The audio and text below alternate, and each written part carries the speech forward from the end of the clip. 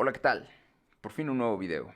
Antes de iniciar, me gustaría contarles que a principios de este año empecé a estudiar una maestría en el Centro de Investigación en Computación del Instituto Politécnico Nacional.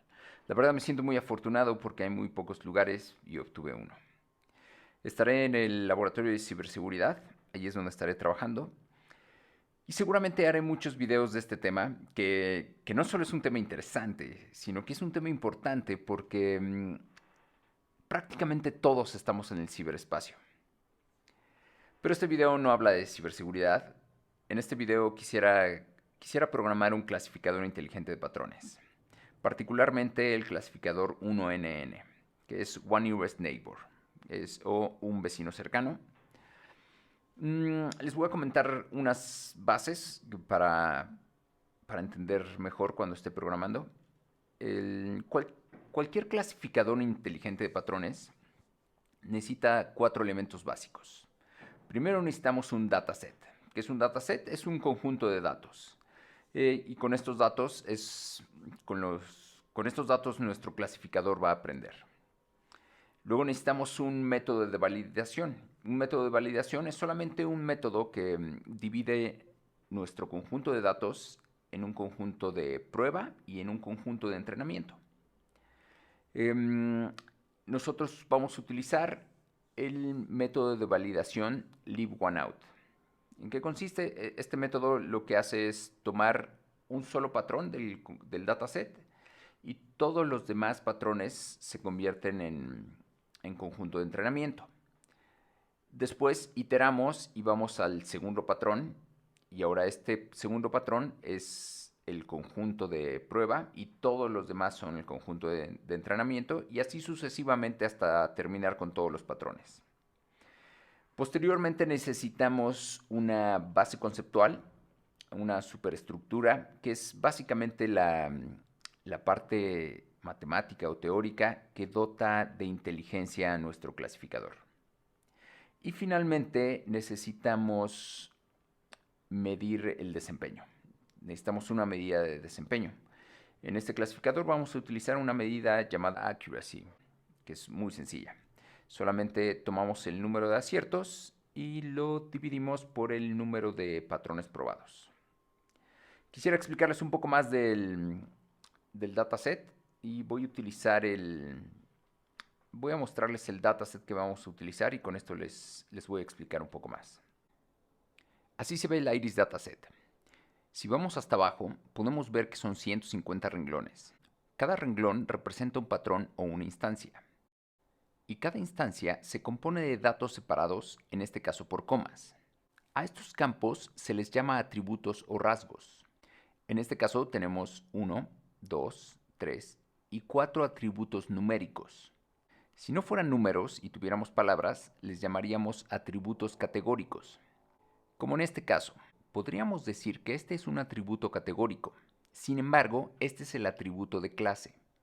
Entonces, este campo no lo consideraremos dentro de los atributos del dataset. Para el código de este video es importante que los atributos sean numéricos y que no existan valores perdidos. De ser así, se tendría que trabajar el dataset con otras técnicas. Para descargar este dataset vamos a usar UCI Machine Learning Repository. Aquí podemos encontrar muchos datasets que podemos usar libremente. Y justo en esta sección están los más populares. Y en primer lugar, el Iris, el que nosotros vamos a usar. Damos clic y podemos ver sus características. Tiene 150 instancias, 4 atributos, no tiene valores perdidos y se usa para clasificación. En Attribute Information vemos que el primer atributo se refiere a la longitud del sépalo, el segundo al ancho del sépalo, el tercero a la longitud del pétalo, el cuarto al ancho del pétalo y el quinto es el atributo de clase. Observamos tres diferentes valores: iris setosa, versicolor y no sé si está en inglés. Si fuera en inglés sería virginica, tal vez. Y si fuera español, como no tiene acento, virginica. No importa. Descargamos de data folder desde kairis.data. Me parece que iris.data tiene exactamente lo mismo. Como este archivo está dividido por comas, es un comma separated value. Prefiero tenerlo con extensión CSV. Pero lo voy a cambiar, pero no es necesario que lo hagan. Se puede trabajar con la extensión .data. Voy a utilizar Jupyter Notebook. Este se puede instalar desde la terminal con pip install Jupyter. Y en la página jupyter.org está toda la información necesaria. Ahora sí vamos al código. Primero vamos a importar NumPy, Pandas y CSV. Abro el archivo Iris como iris y lo paso a una lista.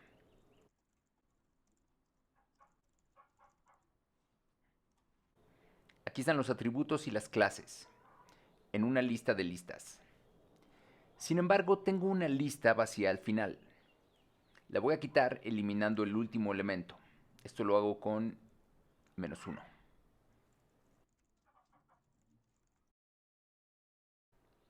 Listo, desapareció esa lista vacía. Y ya tengo la primera parte, el dataset.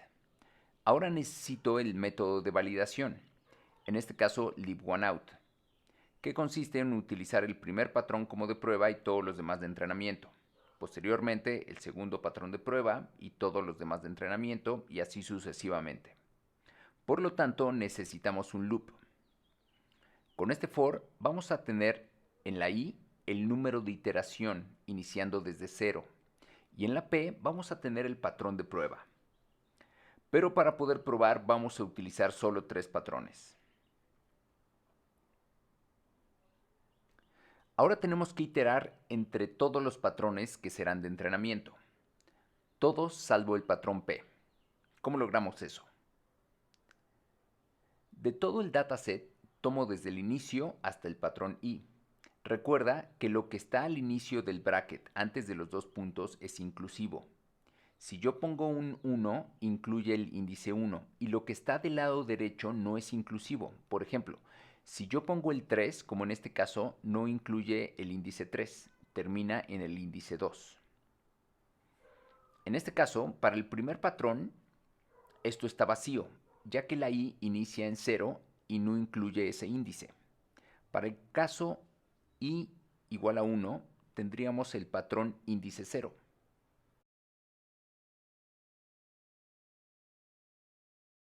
Ahora, en esta parte, el dataset iniciará en el índice i más 1, para que no tomemos el patrón de prueba y hasta el final. Vamos a imprimir en pantalla para verificar que esté funcionando. Voy a imprimir solo el primer atributo y la clase. Los de prueba y los de entrenamiento. Lo que tiene que salir es, en mi primer patrón de prueba tiene que ser 5.1 iris setosa y todos los demás tienen que ser de entrenamiento. Después, en la siguiente iteración, el patrón de prueba tiene que ser 4.9 iris setosa y en los patrones de entrenamiento se tiene que incluir el patrón de prueba de la primera iteración. Tendremos 5.1 iris setosa y luego 4.7 iris setosa. Y en la tercera iteración, el patrón de prueba será 4.7 iris setosa y en los patrones de entrenamiento tendremos 5.1, 4.9, 4.6. Nos saltamos el de prueba. Verifiquemos. Efectivamente, tengo como patrón de prueba 5.1 iris setosa. Y de entrenamiento todos los demás a partir de 4.9. Vamos a buscar la segunda iteración. Ahora tengo como patrón de prueba 4.9 y en entrenamiento podemos ver que se incluye el primero 5.1 ya que ahora es parte de este set. Y en el entrenamiento no tenemos el de prueba. Veamos la tercera iteración.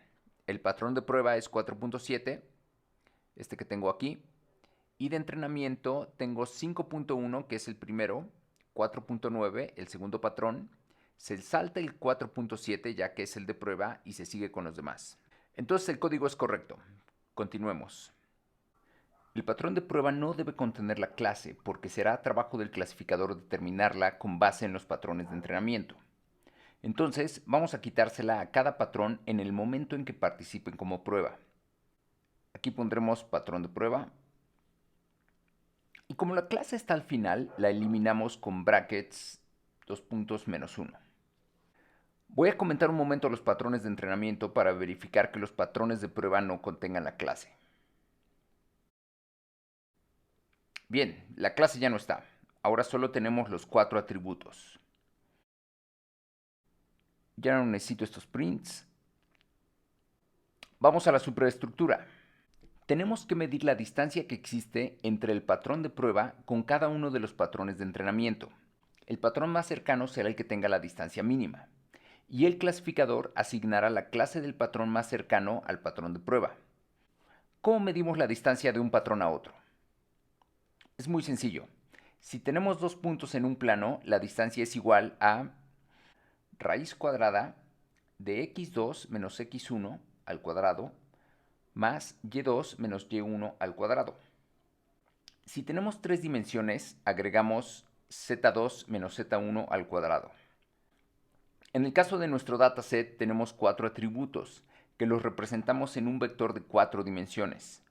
Nuestra fórmula de la distancia queda así. Para programarlo nos ayudaremos de NumPy, con la función norm que encontramos en las funciones de álgebra lineal.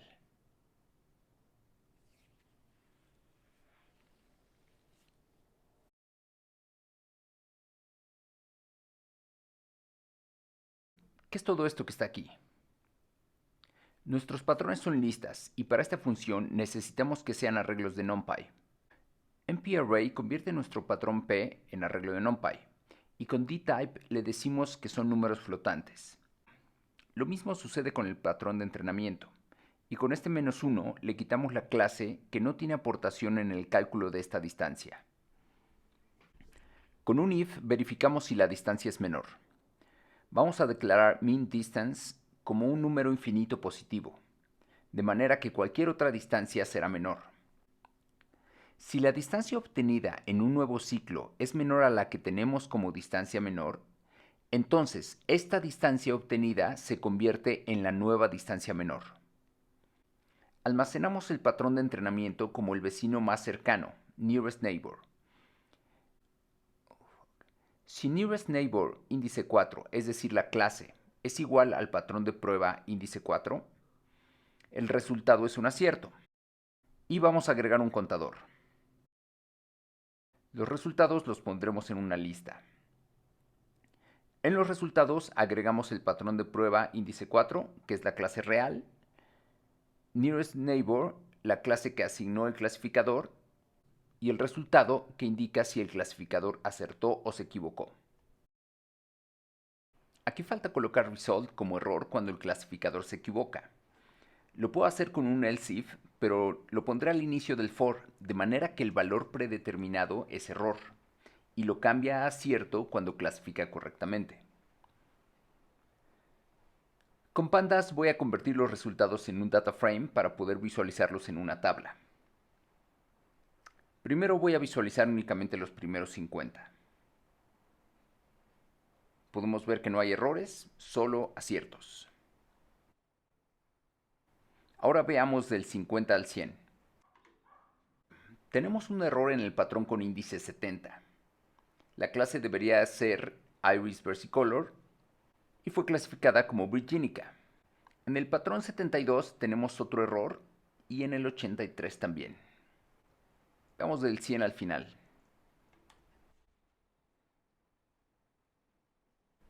Podemos ver que también hay algunos errores. Nuestro clasificador tuvo muchos aciertos, pero también cometió errores. Vamos a calcular la medida de desempeño, accuracy. La calculamos como el acumulado de los aciertos entre el número de patrones por 100. Y la mandamos a imprimir. 96% de accuracy para el clasificador 1NN con el dataset IWIS. Muy interesante, ¿no? Prueba a programarlo tú mismo. Puedes utilizar otros datasets siempre y cuando sean datasets numéricos que no tengan valores perdidos. Y para usar accuracy, tienen que ser datasets balanceados. Si no te has suscrito, suscríbete, comparte este video, dale like y nos vemos pronto.